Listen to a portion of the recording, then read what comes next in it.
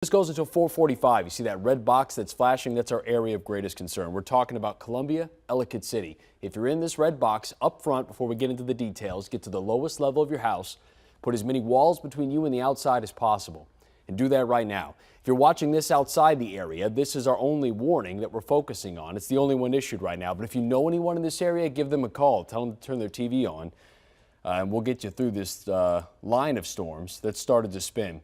So I'll pull up the information there. Again, it's Howard County. We'll zoom in really tight so we can see some of the areas. This just went through Clarksville, so I know it's raining really hard, maybe even some hail inside there and strong winds.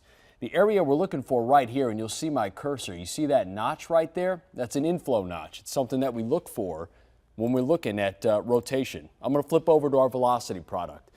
And what we're looking at here is the direction of the wind and the speed of the wind. Let me walk over to the wall for a moment and I'll point a couple things out.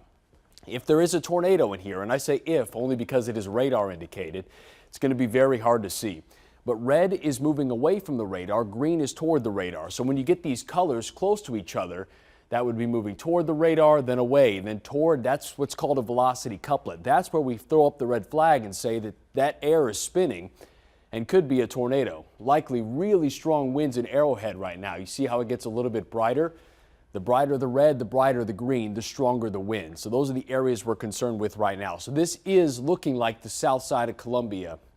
I'm happy to see with that latest update that that rotation is looking a little bit weaker, but let's take this one seriously until this warning either expires or gets canceled. Ellicott City, start making plans. Cantonsville's not included in this at the moment, but you may want to start thinking ahead. If this can hold together, that will be where it's headed. So again, Arrowhead, safe spot right now. If you're on the backside of this, Clarksville's in the clear and so is Highland. Let that lightning come through and those stronger winds. But again, if you're inside this red box, lowest level of your home, put as many walls between you and the outside as you can. If you have something to protect your head, like a helmet you can grab quick or a blanket or pillow you can throw over your head, that's great. If you don't have time, don't do it. Just take action right now.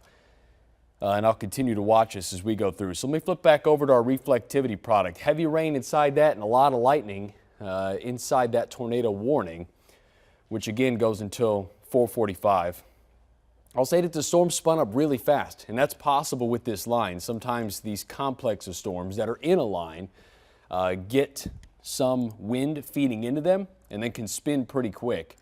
We'll keep an eye on velocity, again, the product we use, to make sure that I'm not seeing anything that's really standing out. There's no doubt strong winds right along 32 into Arrowhead. Just to name out some local roads, we'll say Martin Road, Stevens Forest, strong winds. But if there is a tornado inside this, because it is radar indicated from the National Weather Service, it's right where that green and red start to meet, that area there that I'm circling with our cursor. So that's the really tight look. If you know anyone on Highway 100, let's say 95, headed north, I tell them to pull over if they can. You don't want to be in your car when this comes through. Latest from the National Weather Service says that this is a severe thunderstorm warning capable of producing a tornado. It's moving northeast at 15 miles per hour. So it's a pretty slow moving storm system. That'll give us time, but if you are right underneath this, know that it's going to be loud. We're going to get radar updates every 5 minutes, and thankfully we just got our radar back to get a better look at this storm. It is pretty close to the radar, so I'm confident that the measurements that it's taking are fairly accurate. We'll flip over to another product that we have called correlation coefficients, just some big fancy words to kind of look for any debris being alofted. And I'm happy to see there nothing really standing out, which likely means this storm is just starting to spin. But let's take it seriously and treat it like an official warning. Yeah, let's do that.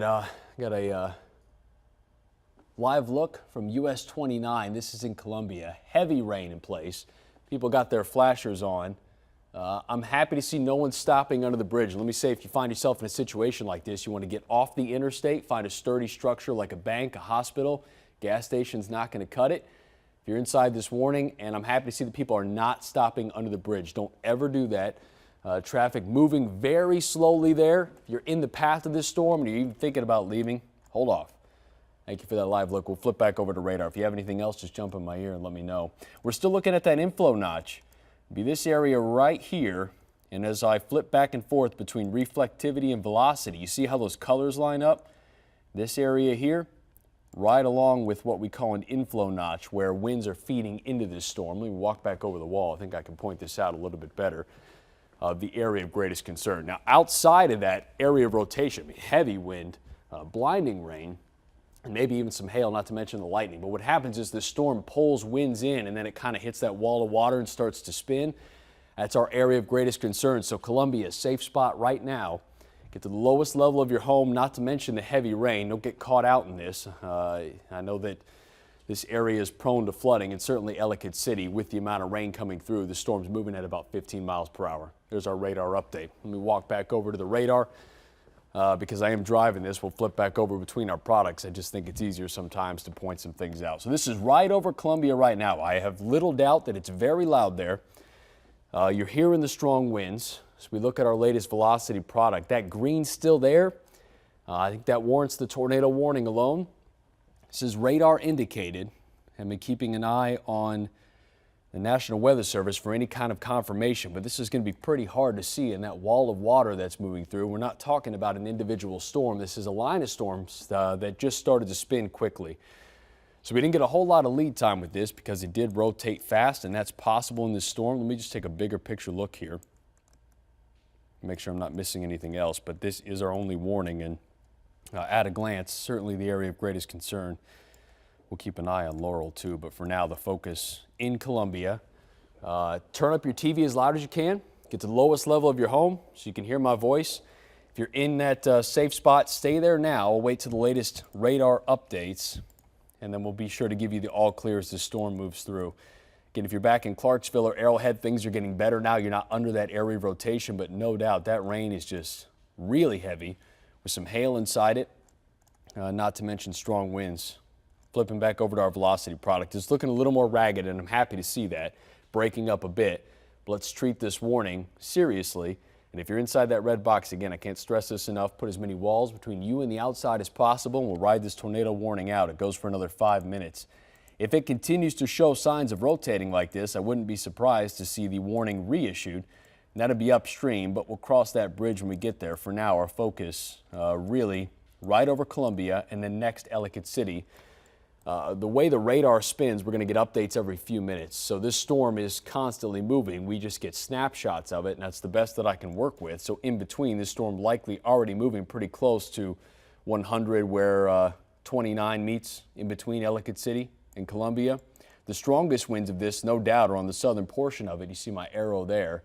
See how bright that red is? That's some strong wind coming out of this storm. But the reason that it's prompted this tornado warning is because those colors are so close to each other.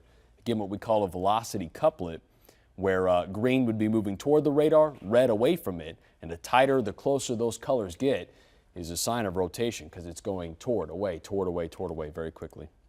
Back over to our reflectivity product. This is measuring rain. This is the traditional look that we use when thunderstorms are moving through. That velocity product is really only for strong winds and a tornado like we have here. Again, not confirmed, radar indicated so far, but enough on radar to warrant that tornado warning and just to treat it seriously, again at 15 miles per hour. I would say soon we're going to get a radar update. Just reading information real quick. Sounds like what's going to happen here is that this is going to go to a severe thunderstorm warning on its next issue. So you're going to see a yellow box pop up on this map. That's good news for us. What it means is that rotation, which we were just watching, is starting to break up. As mentioned, seems like the National Weather Service thinking, lining up with ours here, that's looking a little more ragged. I do think there is part of that storm spinning, but not enough to warrant that tornado warning continuing for the moment. As soon as I see that severe thunderstorm warning, there it is right there, issue, we'll reevaluate. I'm going to stay on air until that tornado warning gets officially dropped, but for the moment, the Baltimore metro area now included in this severe thunderstorm warning. The wording on this is that a tornado is possible, 60-mile-per-hour winds outside it, and hail less than an inch. So wind is our main concern as the storm rolls through. It's going to be very loud. With the wind alone, should get another radar update here, and I'm hoping that green and red starts to dissipate a little bit more. I think strong winds will certainly stay with it as this approaches Ellicott City.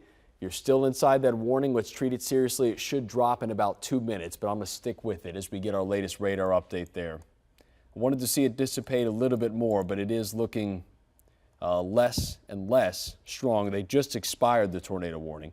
Again, great news. We'll wait for our map to clear it, but I'll stick with you here until that red box drops off. But I think we're through it. Could have been a quick spin up in that storm, and that happens with these lines. They're called quasi-linear convective systems. Just some big fancy words to say a line of thunderstorms that moves through. And sometimes, like in this case, they can spin pretty quick. Quick tornado can still do a lot of damage. But even outside that, the tornado warning, strong winds possible, frequent lightning, and not to mention some strong winds and heavy rain moving through the Baltimore metro area here soon. I'll keep watching this through the afternoon. Of course, we got a show coming up soon here at 5. We'll check back in with you here. When that show starts, I'll wait for this red box to clear just for my folks in the control room, and then we'll send it back to programming. But I'll give you the word on that. I just want to make sure that this completely dissipates and we're out of the clear there. Be ready to take action today. If you're ahead of the storm system, that includes the Baltimore metro area and even off to northeast Maryland. It's something that I'll continue to watch here very closely. If it does start to spin like that again, we'll break into programming. But of course, we got the 5 coming up. I'll be with you through 5:30, 6, and 7 as this storm system moves through. Quick spin up. We broke into programming for a tornado warning. If you're just joining us, that tornado warning is now expired. I'm waiting for it to drop off our map as it gets updated here. A new severe thunderstorm warning has been issued in its place. That means that strong winds are still possible out of this. We're certainly seeing that on our radar map here as we look at our velocity product. But heavy wind and rain, lightning, thunder, and some gusty, strong storms coming through. It was a quick spin up, but we got you covered. I hope that everyone stayed safe here. Winds are still strong enough to take down tree branches, even entire trees. We've seen that a lot this week, so that's why I still want you to stay away from windows. I know it's really tempting to look at these storms, but you're not going to see much out of that. A tornado warning dropping off here. So we'll take you back to programming for now, but I'm back in 15 minutes. WMAR-2 News will be back at 5. I'll have the latest updates for you there. Thank you for joining me here, and I hope you stay safe through this storm system. I'll keep watching it.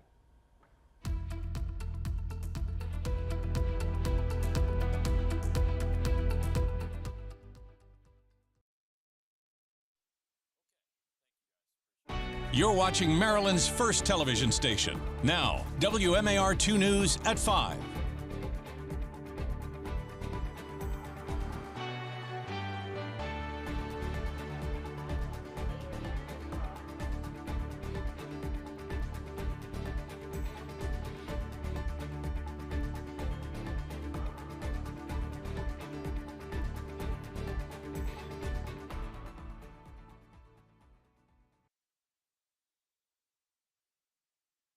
Neighbors on this block were impacted by this shooting, not just from the crime scene that blocked off this area, but because their property was left riddled with bullets. And start shooting at the police.